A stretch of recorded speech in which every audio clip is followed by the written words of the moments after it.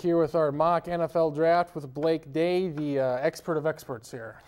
How are you feeling here? This is the first time, you get in front of the lights. Your big moment here. How have things went so far, do you think? I think it's went well. I mean, there's nothing I would rather do than talk draft. So, Yes. I mean, it's a good time for me. Yes, good thing. We're standing up, so we got to build these legs up because we usually sit over there. We do. We're working the legs today. So we're getting into the playoff teams now. We're getting to teams that made the playoffs last year at 21, Kansas City. I would say, without a doubt, the surprise team last year in the league, winning that AFC West. Where do they go here? Matt Castle's their quarterback. I mean, kind of New England West, I consider them. Yeah, I mean, they are building the team up just like the Patriots. Scott Pioli, their GM, used to be with New England. I could see him going a couple different ways. Maybe a nose tackle. Phil Taylor, the big guy out of Baylor. Be their Vince Wilfork. Maybe need a little outside linebacker help. They've got Tom Ali, who led the league in sacks last year, I believe, but they don't really have anybody opposite him. But I look at that offensive line, a guy that they just mentioned over there, in Gabe Carimi. Big offensive tackle out of Wisconsin. I'm a huge fan of Gabe Carimi. I could definitely see him going to the Giants. I think Carimi's more of a right tackle, but I think he could play left tackle. I think you put him in at right tackle there for Kansas City, he could be dominant. And they have a hole there at right tackle. Kind of a revolving door last year with Ryan O'Callahan. And I just think he would be a good fit for him. What is it about Carimi that you think, he's probably the best lineman, in your opinion, in this draft? He's got that good Wisconsin size, good size, 6'7", at 315 pounds, but a good athlete, just a strong run, run grader, good run blocker. And he can pass protect as well. So he's a complete package to me. 22 Indianapolis, see them picking a little higher than usual here. Where do they go? They're starting to age a little bit with their offense. They are, and I think they've got holes on that offensive line. You could maybe see them going with like a wide receiver if there was one to take here. With Austin Collie, the concussion issues. Reggie Wayne's getting up there a little bit, but I think priority number one is protect Peyton Manning. Go offensive line. A guy maybe a little bit of a reach here in Derek Sherrod. I'm big on him. Offensive tackle out of Mississippi State. I think he'd be a good fit there at left tackle. Another revolving door last year for Indianapolis. They need a left tackle. I think Derek Sherrod's the pick. Peyton Manning, 35 right now? How much longer do you think he stays with Indianapolis? Boy, you'd have to think he's got another at least 3 to 5 years in him. 3 at being a top-level quarterback, maybe 5 more towards the end. It wouldn't surprise me if he wanted to go quarterback. Yeah, when do they start looking maybe in that second, third round in these next couple of years to get that next guy to sit for a couple of years? Exactly. And I think Andy Dalton's a guy that would be a good fit for him, but I don't see that being a good pick here. You've got other needs. If Manning's at another 5 years, you really don't need to take a guy in the first round now. So that's why I think you go offensive line. At 23, we have the Philadelphia Eagles. Michael Vick, of course, the big story from them last year. What do they do? You got Philly. I think they have a big hole at cornerback, opposite Asante Samuel. Ellis Hobbs, he's got that neck injury, probably going to retire. Jimmy Smith's a guy could be right up there with Prince Amukamara being that number 2 corner off the board out of Colorado, but he's got some off-the-field issues kind of what are dropping him down. I think he'd be a great fit in Philly, big physical corner, and I think he'd be a good fit opposite Asante Samuel. How much we'll get into this a little later on, but how much do off-the-field issues have to do with Smith falling this far, as you mentioned, and where would he have gone if he was a model citizen? I think Detroit.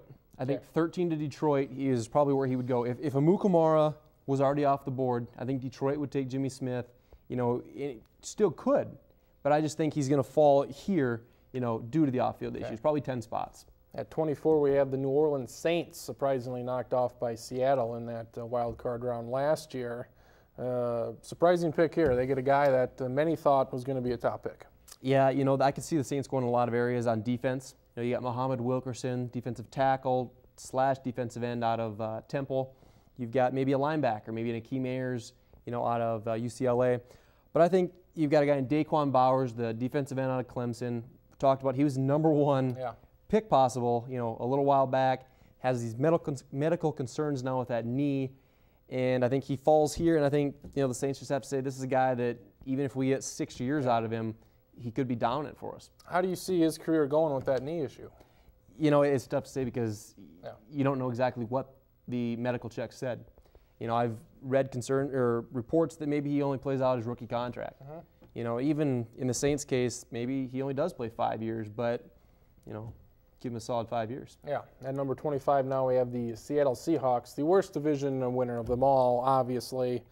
Matt Hasselbeck getting up there in age. They possibly, Charlie Whitehurst, that trade doesn't seem to be working out, but the upper Northwest there with old USC coach, where do they go? This was actually the toughest team in the first round for me to pick because they have so many holes, yet, like you said, they won the division. I could see them going corner. Brandon Harris out of Miami. They go get their quarterback. Matt Hasselbeck getting up there in years. Maybe you get a Christian Ponder. Maybe you get an Andy Dalton. Interior offensive line is kind of what I'm reading, hearing, whatnot. Danny Watkins, offensive guard out of Baylor, played offensive tackle there. Hasn't played football for very long. But I think he's just a good fit to shore up that interior for Seattle. Is he a guy that you think can still improve more than most, considering he hasn't played as long? Right. He's only played football for 4 years. He played hockey up in Canada, played 2 years of junior college football, started at left tackle for Baylor the last 2 years. So I think he's going to be 26 as a rookie, but I think he's still got a lot of upside for a 26-year-old. These 5 picks here getting to the playoff teams. We got a run of offensive linemen here. How does Nathan and the group think these picks pan out? It's definitely weird as you get down into the 20s, and are there reaches, are there steals at this point in the draft, in the first round? Some surprises that have fallen. A number 1 overall pick that a lot of people had earlier in the draft before the knee issues, Daquan Bowers. Blake has him going 24 to New Orleans. Marcus, I know you really like, or you have an opinion on that. Yeah, I think Bowers, like we talked, he was a top 5 guy for sure when the season ended. And now, people are concerned about the knee. Now, let's say he goes to the Saints. He's playing 8 games a year on the turf. That can't help his knee. But if you listen to the Sports Block earlier this week, we had him going to the Lions 13th. So I think there's so much reward that's there. And I think he's certainly got the capability of being a dynamic pass rusher. And as for you, Charlie, you really like the Karimi pick from the Kansas City Chiefs, the offensive tackle from Wisconsin. I do. Wisconsin's kind of turning into offensive line U. Karimi's a great offensive tackle. I don't think he's quite as good as Joe Thomas, but, that's not a knock at all.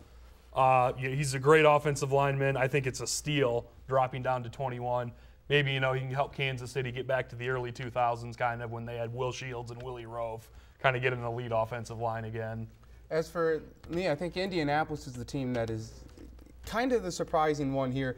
Derek Sherrod, offensive tackle from Mississippi State, could be a bit of a reach here at 22, but they have such a need for offensive linemen. They were terrible last year in protecting Peyton Manning. You wonder if maybe an Andy Dalton would be a possibility here, maybe draft the successor to Peyton Manning. But if you want a few more good years out of Peyton Manning, you have to be able to keep him upright. I think the Sherrod pick is the one that makes the most sense. Yeah, they really go ahead. Yeah, and Peyton Manning is such a great asset for the Colts, and he will be yet for maybe 5 more years. And I think it's important for the Colts to still protect him. Otherwise, they aren't going to have him very long. Otherwise, you'll need to draft that number 1 quarterback. Very interesting stat I heard about the Colts watching a game. And this was 2 or 3 years ago. I don't know what it is now, but 2 or 3 years ago, if he gets sacked once or less, the Colts win 90% of the time. And if he gets sacked 2 times or more, they only win about 35% of the time. So obviously he's a guy you want to keep upright throwing. Which is why offensive line is such a big need. When we return, we'll have the final 6 picks in the NFL draft. Baltimore is on the clock, or 7. I'm sorry, 7 picks. Yeah, I was just going to cut out a team in there. We don't have any math all right, majors Baltimore either. is on the clock, the final 7 picks of the Sports Lounge 2011 NFL Mock Draft when we return.